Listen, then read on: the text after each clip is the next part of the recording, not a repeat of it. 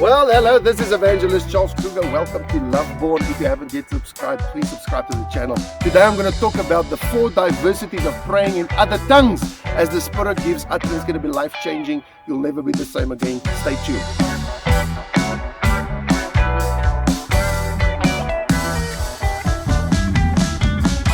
Well, what the Lord has been dealing with is the rivers, the streams. It says in the word, in Psalm 46, it says, there is a river whose streams make glad the city of our God.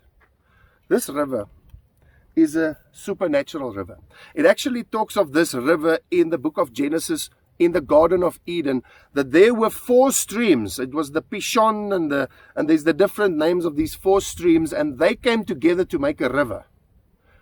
All right, or it branched out in actual fact into 4 streams. Now, in the natural world, a river does not branch out into streams. Streams come together and form the river. So this river is a supernatural river. This is what was being taught to us in the Garden of Eden, that there's a river whose streams make glad the city of our God, and it's branched out into 4 streams. And when you go into the baptism of the Holy Spirit, every one of those names of those rivers correlates with the 4 diversities of praying in other tongues. The 4 diversities of praying in other tongues is tongues for personal edification, firstly. That is what you can do anytime you want to, just because you want to. Paul says, I pray in the Spirit and I will pray in the understanding. I will pray, I will sing in the Spirit, I will sing in the understanding. You remember that? And so you are the steward of your own edification, and you can talk in tongues anytime you want to, just because you want to. This is the brezati broko sakatelebe. This is as you surrender to the Holy Spirit. Then there's the other 3 diversities of praying in tongues, but these you can't do anytime you want to. This is only led by the Spirit. But the more you edify yourself in praying in tongues, the more you position yourself so that the Holy Spirit can activate these other 3. The other 3 are, firstly, prophecies and interpretation of tongues.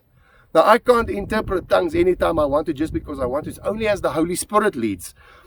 Tongues for interpretation, this is when you start speaking in tongues and the Lord gives you the interpretation and the message. Sometimes it's word for word. Sometimes He gives you the message of what was spoken and the interpretation or the translation of what was spoken in the Spirit for the edification of yourself or others and others. Okay, so that's only as the Spirit leads. Then there are tongues for, and if you haven't yet listened to Dave Robeson's teaching on the 4 diversities of praying in tongues, you got to get it. Dave Robeson Ministries. Beautiful. This is tongues for intercession. You know, many times people come together and they want to have an intercession group, and they say, okay, well, it's 5 minutes to 7. We're going to start intercessions in 5 minutes. And 7 o'clock, everybody's like, suddenly, they're crying, and then woohoo, and then later on they ask, okay, what time is it? Oh, there's still 10 minutes to go. Oh, okay, thank you. And when it's 8 o'clock, everybody's suddenly, okay guys, it's 8 o'clock, get up, it's all over, and everybody's suddenly fine. No, when the spirit of intercession comes on you, it feels like you're giving birth. It's sweat and blood and snot and trana and everything that you can imagine. You are in a place where you are moved by the Spirit. It feels like you're giving birth. It might go on for hours and you can't stop. You might not even know who you're praying for. It is by the Spirit, and as the Spirit gives utterance and you are deep into that. And this is a place where you got to, first of all, have taken out the plank out of your own eye and have been faithful in edifying yourself so that you come into a position where the Holy Spirit can trust you with this. And it feels like, and then this is what the generations called travailing in prayer and prevailing in prayer. This is deep groanings of the Spirit that cannot be uttered or communicated in a way that can be understood. That's the third diversity of praying in tongues. The 4th diversity is tongues for the sign of the unbeliever.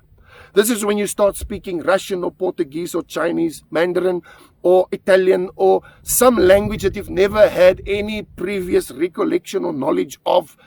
And it's as the Spirit leads. This is what happened at the day of Pentecost, where they started speaking Hebrew and Aramaic and all the different dialects, and the people would hear them magnifying God in their own languages. So these are the 4 diversities of praying in other tongues, as the Spirit gives utterance, and maybe that'll clear up some certain things for you. Please stay tuned in LoveBorn. Subscribe to LoveBorn and visit the website loveborn.net. Bless you in Jesus' mighty name, and have a look out for all the new videos that we're going to post here, right here from sunny South Africa. Bless you. Amen.